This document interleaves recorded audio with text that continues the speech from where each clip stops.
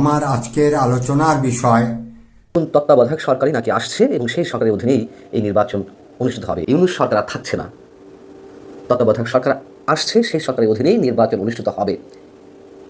তত্ত্বাবধায়ক সরকার যদি সত্যিই আসে তাহলে সেই নির্বাচনটি কবে কীভাবে হবে সেসব বিষয় না টেনে মূল ভিডিওটি দেখার জন্য অনুরোধ রইল আপনাদের কাছে। বাইরের কোনো বিশেষ গোয়েন্দা সংস্থার প্রতিবেদন আমরা জানি না। এটা তো সত্য কথা যে এমন আলোচনা তো দীর্ঘদিন ধরে আছেই যে আইন শৃঙ্খলা পরিস্থিতির চরম অবনতি হলে বা চরম অবনতি ঘটনার মাধ্যমে নির্বাচন পিছিয়ে দেওয়ার একটা ষড়যন্ত্র থাকতে পারে, অথবা একেবারে শেষ মুহূর্তে জামাত নির্বাচন থেকে সরে দাঁড়াতে পারে বা নির্বাচন বয়কট করতে পারে যদি ক্ষমতা আসছে না, ইলেকশন ইঞ্জিনিয়ারিং ঘটানো যাচ্ছে না, এরকম আলোচনা আছেই মানুষের মুখে মুখে। এখন শোনা যাচ্ছে যে শুধু জামাত নির্বাচন বয়কট করার বিষয়টি নয়, বিএনপিও নির্বাচন বয়কট করতে পারে। সামাজিক যোগাযোগ মাধ্যমে যে বিষয়গুলো ছড়িয়ে পড়েছে বিশেষ করে গোয়েন্দা সংস্থার কথিত প্রতিবেদন হিসেবে ফেব্রুয়ারির 7-8 তারিখের দিকেই বিএনপি নির্বাচন বয়কট করতে পারে। ইউনূস সরকারের অধীনে কোনো ধরনের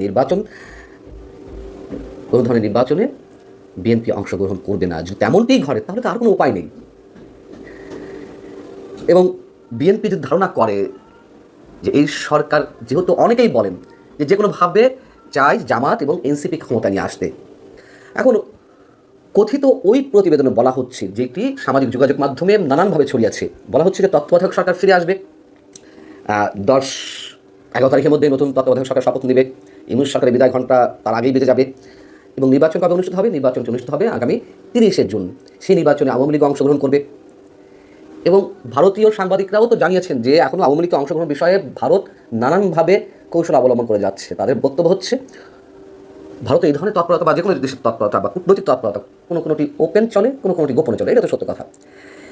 যে ইউনূস সরকারের অধীনে কোনো সুষ্ঠু নির্বাচন সম্ভব নয় এখনও, এটাই স্পষ্ট আমার বক্তব্য আমি মনে করি। এবং কথাও আমি বলে আসছিলাম যে বিএনপির উচিত যে একটা নিরপেক্ষ অন্তর্বর্তী সরকার হোক বা তত্ত্বাবধায়ক সরকার হোক, সেই সরকারের দাবি করা এবং তার অধীনে নির্বাচনে যাওয়া। এবং বিএনপি বারবার ফাঁদে পা ফেলতে যাচ্ছে কিনা, ফাঁদে পড়ছে কিনা, এই প্রশ্নটা শুধু আমার না, অসংখ্য মানুষের, অসংখ্য সুবোধ সম্পন্ন মানুষের। তো বিএনপি কেন এই সরকারের অধীনে নির্বাচন চাচ্ছিল? যে নতুন তত্ত্বাবধায়ক হবে, আবার কে আসবে না আসবে, মাঝখানে কী হয়, সেটি ভাবতে গিয়ে যদি তাদের আম ছালা দুটিই যায়, তাহলে বিএনপি তখন আর কী করবে? যদি সত্যি সত্যি বুঝতে পারে যে নির্বাচনে কিছু ঘটতে যাচ্ছে। ওয়াশিংটন পোস্টের এই খবরটা একেবারে উড়িয়ে দেওয়ার মতো নয় যে ইলেকশন হলেও সেখানে ইঞ্জিনিয়ারিং করবে কিনা। এখন তত্ত্বাবধায়ক কীভাবে ফিরে আসতে পারে? এটিও আগে আপনাদেরকে বলেছি যে ব্যবস্থা তো অটোমেটিক্যালি সংবিধানে সংযোজিত হয়েছে। এখন এটি কবে থেকে কার্যকর হবে সেটি ছিল প্রশ্ন। কার প্রশ্ন ছিল? তৎকালীন প্রধান বিচারপতি সৈয়দ রিফাত আহমেদ এ সংক্রান্ত রিটের শুনানির সময় বলেছিলেন যে তত্ত্বাবধায়ক সরকার যদি ফিরে আসে তবে কবে থেকে তা কার্যকর হবে, এই প্রশ্ন তিনি করেছিলেন।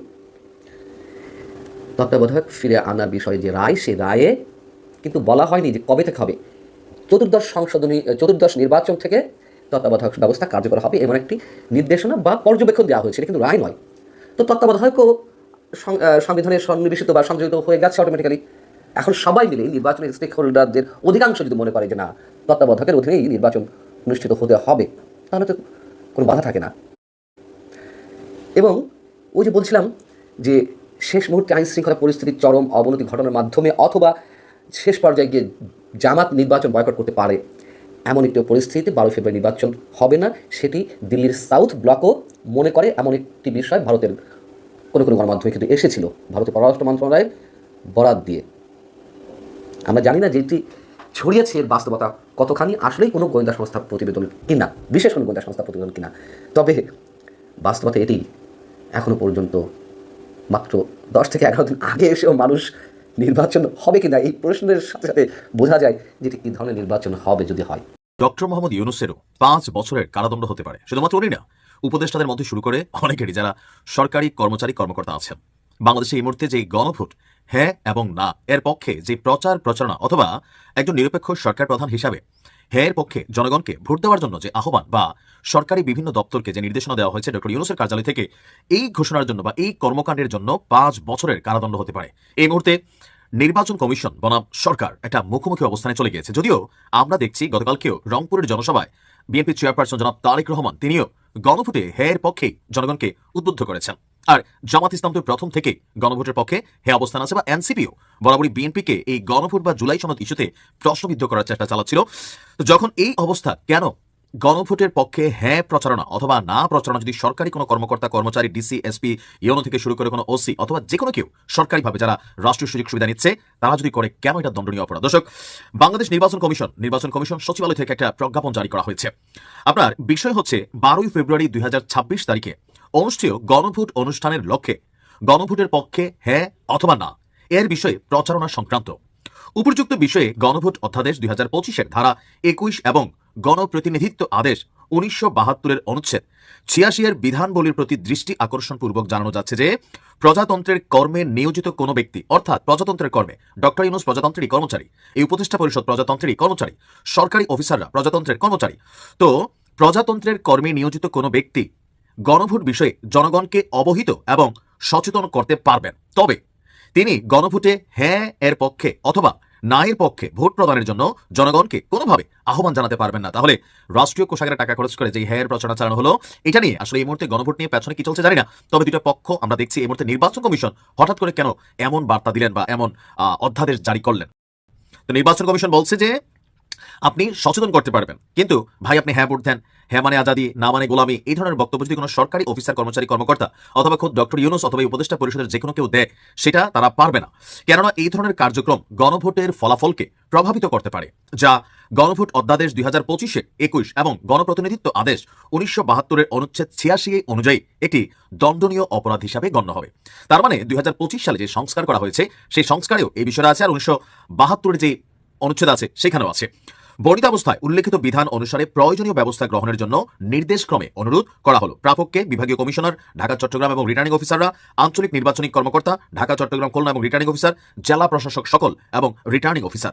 আর আদেশক্রমে মোহাম্মদ মনির হোসেন উপসচিব, নির্বাচন পরিচালনা 2 অধিশাখা এরপর এখানে আপনার দেওয়া হয়েছে। তার মানে কি দাঁড়াচ্ছে, কেন আসলে হঠাৎ করে এই প্রজ্ঞাপন জারি করা হলো? এ নিয়ে ভেতরে ভেতরে হয়তো অনেক গল্প আছে, তবে যেটা আজকে থেকে যে কোনো রিটার্নিং অফিসাররা হ্যাঁ ভাই হ্যাঁ ভোট দিতে হবে, যেহেতু এখানে না এর অপশন রাখা হয়েছে, তার মানে কি জনগণকে নিজেদের ভোট নিজেদের জন্য অপশন রাখা হয়েছে। এক হচ্ছে এখানে কোনো না অপশন ছিল না, সো সেক্ষেত্রে হ্যাঁই দিতে হবে বা হ্যাঁ দিত, যেহেতু হ্যাঁ এবং না আছে নির্বাচন কমিশন যেটা এখানে বলতে চাচ্ছে, সো পাবলিককে সুযোগ দেন। হ্যাঁ দিলে কি ভালো হবে না হবে সেটা একরকম, কিন্তু হ্যাঁ দিতে হবে, হ্যাঁ এর পক্ষে প্রচারণা, এটা নির্বাচন কমিশনের কাছে কনফ্লিক্ট। কিন্তু কেন হঠাৎ করে নির্বাচন? আগামী 7 জানুয়ারি থেকে 10 জানুয়ারির মধ্যে নতুন তত্ত্বাবধায়ক সরকার আসার একটি সম্ভাবনা রয়েছে।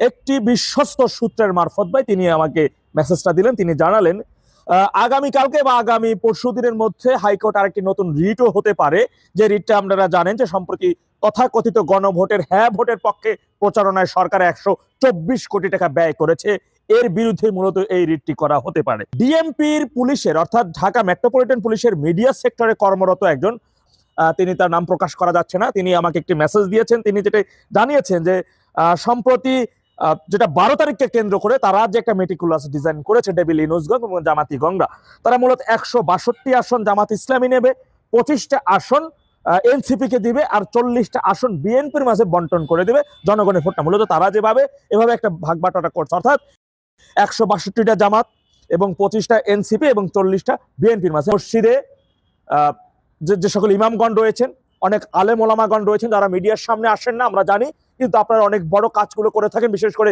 ইসলাম প্রচারের ক্ষেত্রে আপনাদের বিষয়। সম্প্রতির সময় নির্বাচনের এই যে একটা তথাকথিত নির্বাচনের কথা ওরা যেটা মানে যা কিছু এখন করতেছে, এর মধ্য দিয়ে তাদের আসল চরিত্রটা ফুসে উঠতেছে বা বেরিয়ে আসতেছে, আপনারা সেটা প্রত্যক্ষ করতেছেন। আমার সেই সকল ইমাম সাহেবের কাছে এবং আলেম ওলামাগণের কাছে আমার কিছু প্রশ্ন, বা আমার আজকে যদি সর্বপ্রথম আমি কোনো রাজাকারের এই যে দলটা, এই দলের এদের কাছে যদি প্রশ্ন করি ইসলামের জন্য জামাত নাকি জামাতের জন্য ইসলাম, তাদের এই উত্তরটা আপনারা জানেন যে তারা এটাই বলবে যে ইসলামের জন্য জামাত, তাদের যে সচরাচর উত্তরটা, এই উত্তরটা তারা দিবে। কিন্তু আপনারা কখনো দেখেছেন যে ইসলাম মদের পক্ষে আছে, যে তারা যেভাবে মদকে এখন মানুষের মাঝে বিলাই দেওয়ার জন্য সে প্রতিশ্রুতি তারা দিয়েছে, তারা বলতেছে যে তারা ইসলামের দল, আবার তারা আবার বলতেছে যে না তারা ইসলাম কায়েম করবে না, ইসলামের চরিত্রগুলো। এরপর তারা দেখতেছে যে নারীদেরকে কিভাবে দেখলে পারে সুন্দরভাবে জড়াই ধরতেছে, এটাও দেখতেছেন। এরপরে আপনি দেখছেন তাদের কিন্তু অন্য ধর্মের একটা সংগঠন লোকেরা রয়েছে। এখন আমার মসজিদের খতিবগণ ইমামগণেরা আপনারা দেখতেছেন নিজেদের চোখের সামনে, এটা কি মুনাফিকি চরিত্র না? আপনারা জানেন কুল্লু নাফসিন যায়িকাতুল মাউত, দুনিয়ার সকল প্রাণীকে একদিন মৃত্যুর শরবত গ্রহণ করতে হবে বা মৃত্যুর স্বাদ নিতে হবে, এই তো মানে সব প্রাণীকে একদিন মরতে হবে। তাহলে আপনারা কিসের ভয়ে ওদের এই মুনাফিকি কাণ্ডগুলো মসজিদের খুতবায় মসজিদে যে সকল মুসল্লিরা, সাধারণ মুসল্লিরা যাচ্ছে, তাদের মাঝে এই সচেতনমূলক কথাগুলো, বার্তাটি তুলে কেন দিচ্ছেন না? আপনারা দেখতেছেন ওরা সেই যেটা নবী করিম সাল্লাল্লাহু আলাইহি ওয়াসাল্লাম 1000 বছর আগে বলে গেছিল, এই মুনাফিকদের কথা, এদের বিষয়ে সাবধানতার কথা বলেছিল। আপনি কিন্তু ইসলামকে শিক্ষা করেছেন, আমি জেনারেল লাইনের ছাত্র, আমি জেনারেল লাইন থেকে পড়াশোনা করেছি।